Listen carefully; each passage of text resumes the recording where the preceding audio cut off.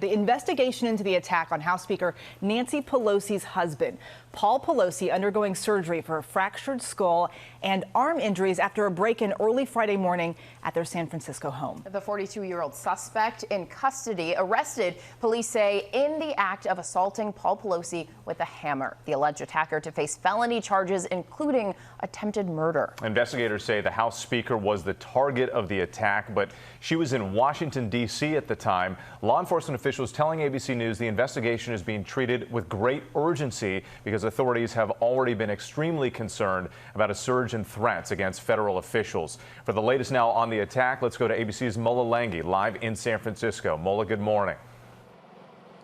Well, good morning, Whit. Paul Pelosi recovering this morning after suffering that fractured skull in his home here. Speaker Pelosi's office says after a successful surgery Friday, he is expected to fully recover. The police chief in San Francisco here crediting a 911 operator with saving Pelosi's life. It is wrong, and everybody should be disgusted about what happened this morning. This morning, police condemning the brutal attack inside Nancy Pelosi's San Francisco home. This was not a random act. This was intentional.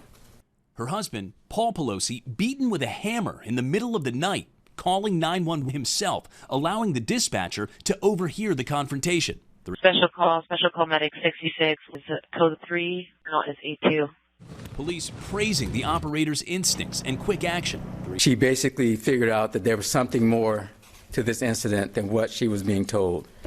Her actions, in my opinion, resulted in both a higher priority dispatch and a faster police response. I think this was life-saving. Officers arriving around 2:30 a.m. to find Pelosi and the suspect both grappling with a hammer.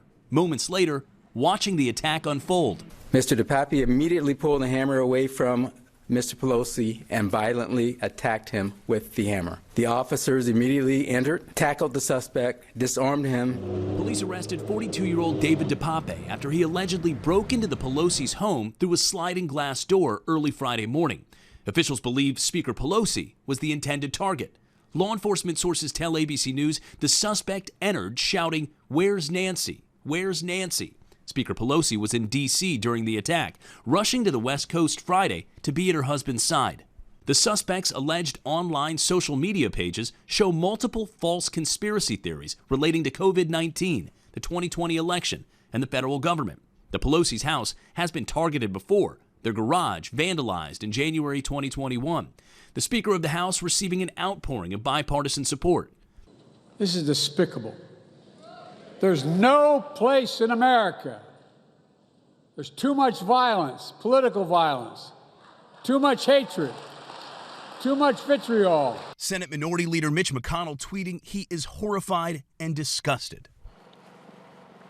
The suspect, David DePape, facing multiple felony charges, including attempted homicide, burglary, and assault with a deadly weapon. He's scheduled to be arraigned in court Tuesday, Janae. Just incredibly disturbing, Mola, thank you. And threats against lawmakers have skyrocketed in the past 5 years, and Speaker Pelosi has been a popular target with extremist groups.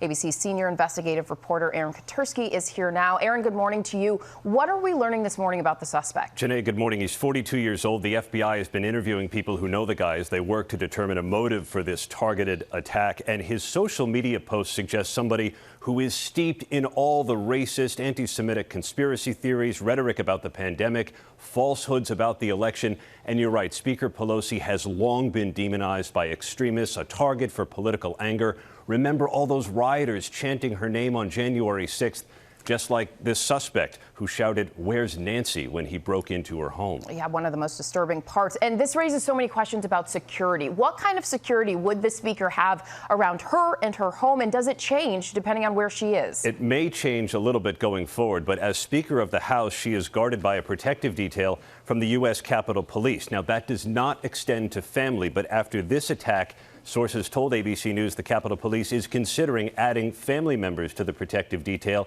because the number of threats to members of Congress has doubled in the last 5 years. Just yesterday, right here in New York, a Pennsylvania man pleaded guilty to threatening to kill California Congressman Eric Swalwell. That guy now faces up to 20 years in prison. And Aaron, just days out before the midterms, and this comes at a time of heightened concerns. A really concerning time. Little more than a week from the midterms, the country is experiencing what law enforcement officials have described as a sustained threat of mass casualty attacks and targeted violence. In fact, the Department of Homeland Security has been warning this week that domestic violent extremists pose a heightened threat to the midterms. Their graphic and toxic online content is morphing into real-world danger, Janae. All right, Aaron, thank you so much for that update.